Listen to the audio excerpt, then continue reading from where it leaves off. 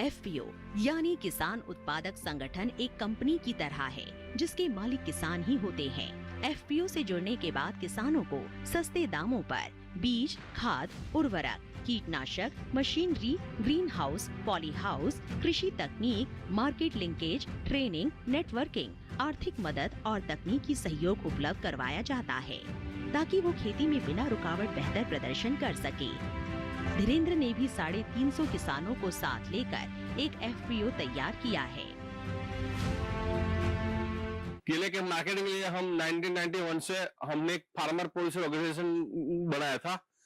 उसके माध्यम से हम 300 से 350 किसान लोग उसमें जुड़े हुए थे और वो पूरा 350 जैसे किसानों का माल के बेचने के लिए हम पूरे इंडिया में दिल्ली की अजरबल मंडी से लेके बम्बई का बाइकल्ला में केला मार्केट से लेके पंजाब, हरियाणा, राजस्थान सब जगह पे हम केला बेचने गए थे और जाते थे।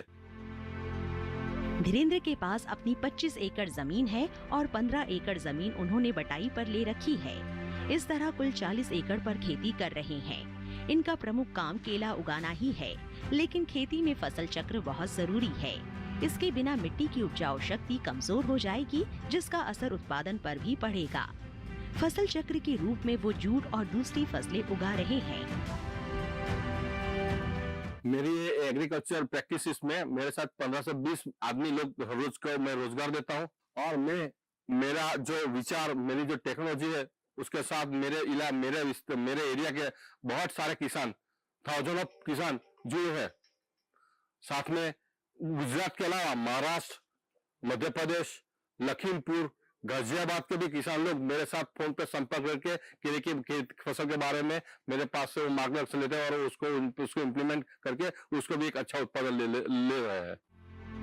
कम पढ़े लिखे होने के बावजूद धीरेन्द्र ने अपने खेतों में वैज्ञानिक विधियों को अपनाया है और खेती शुरू करने से पहले पूरा अध्ययन किया। ये कृषि के अलग अलग विषयों पर आयोजित संगोष्ठियों और सम्मेलनों में गए। यहाँ से उन्हें नई नई जानकारियाँ मिली और इस बात का भी अंदाजा हुआ कि खेती का क्षेत्र असीम संभावनाओं से भरा है।